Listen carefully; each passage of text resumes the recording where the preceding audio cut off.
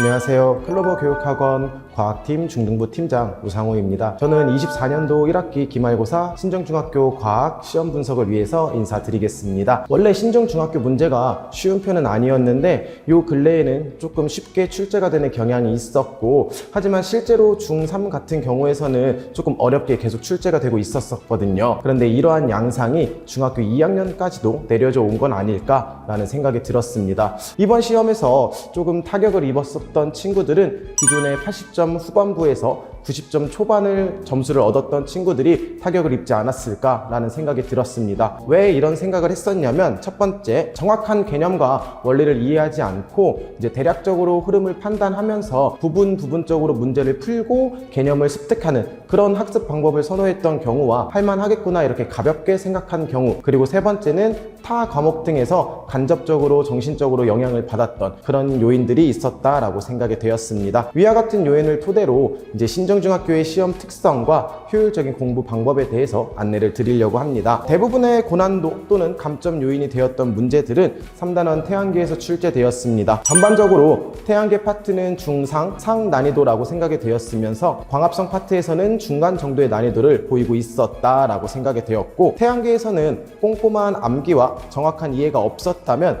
대부분의 문제는 까다롭게 느껴졌을 거고, 일부 문제만이 쉬웠구나 라고 생각이 되었을 것입니다. 특히 5번, 6번, 7번, 8번 연속적으로 까다로운 문제가 출제되면서 초반부부터 긴장감을 유발할 수 있게끔 만들었던 것 같습니다. 5번 문제는 일주운동의 특성상 동쪽에서 떠서 남중을 하고 그리고 서쪽으로 이동한다는 것을 충분히 이해했다면 지금 서쪽 하늘에서 보였던 별자리들이 결코 남쪽에서는 보일 수 없었다라는 것을 쉽게 유추할 수 있었습니다. 다음으로 6번 문제에서는 태양이 서쪽에서 질 때 동쪽 하늘의 별자리라는 뜻은 태양과 별자리가 서로 정반대의 위치에 있구나 라는 것을 이해했다면 충분히 풀 수 있었다 생각합니다. 이 두 가지 문제를 통해서 꼭 여러분이 느끼셔야 했던 거는, 과학을 암기로만 접근하지 않고 계속 이해하고 분석하면서 정확히 이해를 했어야 됐구나, 이 부분을 느끼셔야 했습니다. 이러한 학습을 위해서는 문제를 단순히 많이 풀기보다는 하나의 문제를 풀더라도 단지 정답을 체크하는 것이 아니라 옳지 않은 보기는 왜 옳지 않았는지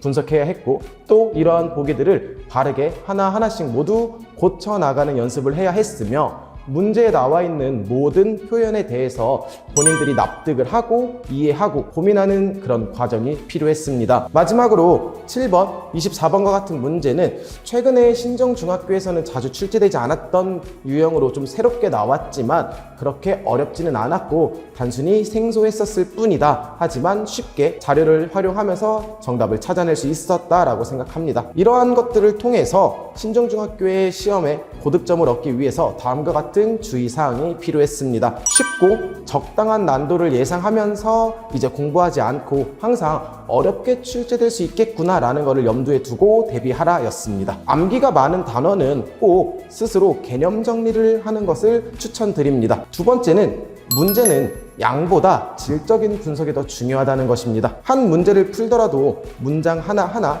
다 정확하게 이해해야 하고요. 조금이라도 의아하고 내가 생각한 것과 다르다면 꼭 그거에 대해서 책을 찾아보거나 설명을 추가적으로 들으면서 꼭 해결해 나가는 연습이 필요합니다. 마지막으로 2학기 중간고사는 4단원 호흡 부분과 5단원 동물과 에너지라는 주제로 소화, 순환, 호흡, 배설을 다루게 됩니다. 또한 6단원에서는 물질의 특성으로 밀도, 끓는 점, 용해도, 혼합물의 분리와 같은 조금 더 복잡하고 많은, 그리고 수학적인 내용까지 포함되는 내용들을 다루게 됩니다. 4단원 호흡 부분은 필수적으로 광합성과 비교하는 문제가 나오기 때문에 이 광합성에 대한 내용을 잊지 않으려 노력해야 되고 꾸준히 조금씩 봐주어야 합니다. 이러한 요인으로 인해서 2학기 중간고사 대비 시간은 결코 짧지 않아야 합니다. 조금 천천히 그리고 깊게 공부하시기를 추천드립니다. 한번 넘어진 일을 너무 오랫동안 생각하지 말고 이번 영상에서 말씀드렸던 부분들을 잘 받아들여가지고 다시 일어나고 뛰어갈 수 있게끔 그렇게 준비하시는 학생이 되기를 바라겠습니다.